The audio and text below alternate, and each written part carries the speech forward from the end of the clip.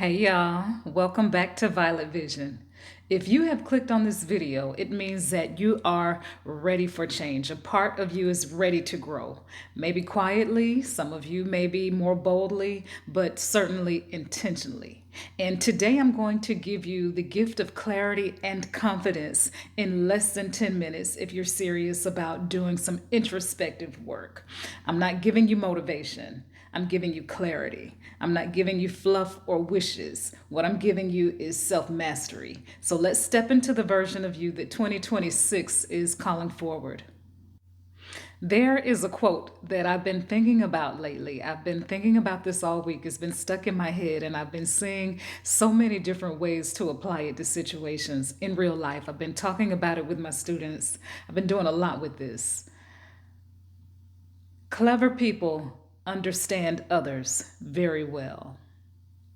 Wise people understand themselves. Cleverness is a skill that will get you through life. Life can be difficult. Wisdom is a skill that will change your life. Wisdom is something that will change your life. It's not even a skill. It is something that you attain. It is the best version of yourself that you become, that you actually step into. And the reason why so many people stay stuck in the same habits, in the same emotional cycles, the same emotional situations, different people, same kind of situation, is because they have mastered reading other people. And yet they have not yet mastered understanding themselves, the things that motivate them, and the parts of them that actually need work, and also the parts of them that need to be recognized and seen. If you want 2026 to feel different, that doesn't happen overnight or by magic or by doing affirmations or by wishing or by wanting. That happens by becoming someone different.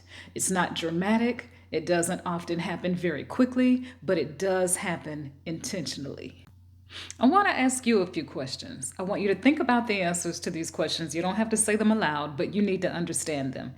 And if any of these questions resonate or kind of hits you and you realize that you need to spend some time thinking about them, that's exactly what I invite you to do. Please pause the video, jot some notes down for yourself, okay? And later put these notes somewhere where nobody else will be able to, to read them, because this is for you and you can't fix yourself if you're not honest with yourself.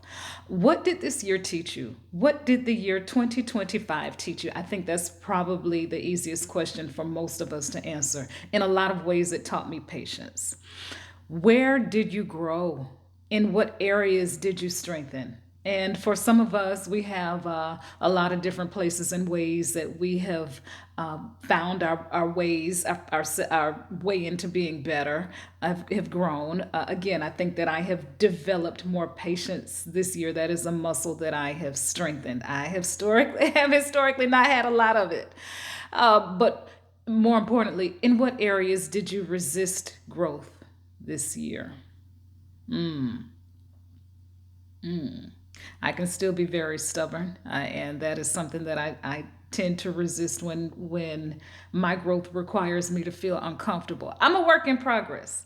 What patterns are you finally ready to break in the year 2026?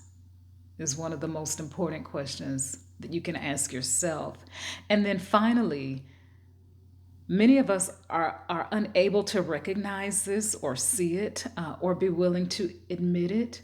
But what version of yourself do you want to emerge? What part of you is trying to stand up? I call this stepping into your highest self.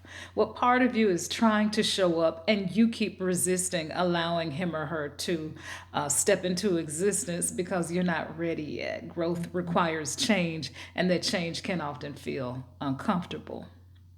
These questions matter because clarity doesn't show up by accident. The roads and the paths that we choose to walk on aren't some that we just stumble across. We are very intentional about going nowhere at times. Other times we know exactly where we want to be. This is the reason why the book and the movie, The Secret, were so magnetizing. and so popular, because the very idea, the very concept that if you want something, perhaps it wants you too, took the world by storm. But if you think about it, this is what we do every day of our lives. If you don't get up with intention when your feet hit the floor, when your alarm clock goes off and you get out of bed, the day will have you instead of you having the day. Setting the intention for where it is you desire to be is a game changer, and many of us just aren't, quite frankly, ready to think about that.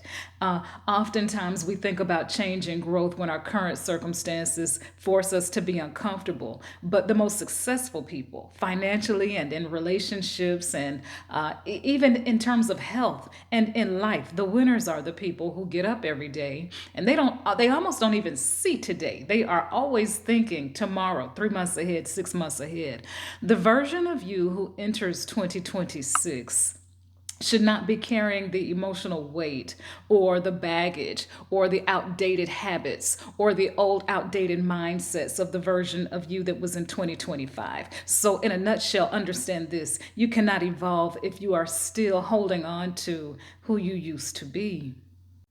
So here's the hard part most of our therapists don't exactly teach us. Self mastery is not about controlling your emotions. It is not about control. It's about understanding your emotions so well that they cannot control you. Self understanding is the beginning. Self mastery, clarity, and intention setting is the outcome. The life that you want to live is the ultimate result that you'll see.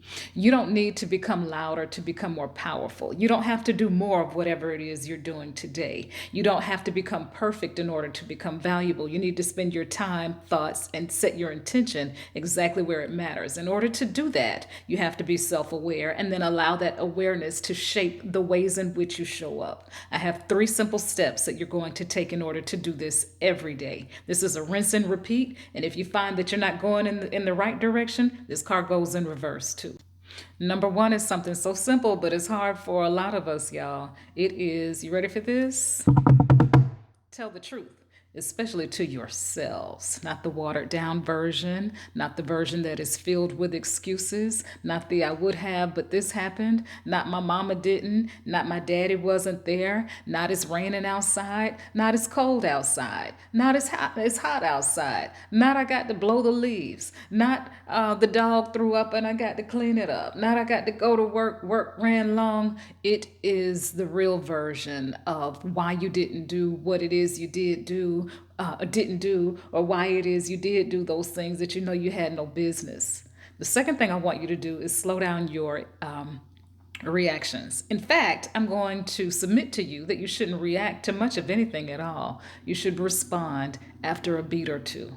And this is something that takes practice. I speak very slowly, not just because I'm from the South, as y'all can tell if you didn't know, but also because that allows me a chance to process whatever situation I'm encountering. And more importantly, it allows my brain and my mouth to sync up so that I'm not speaking something that I'll later regret or wish I had softened or chosen my words more carefully.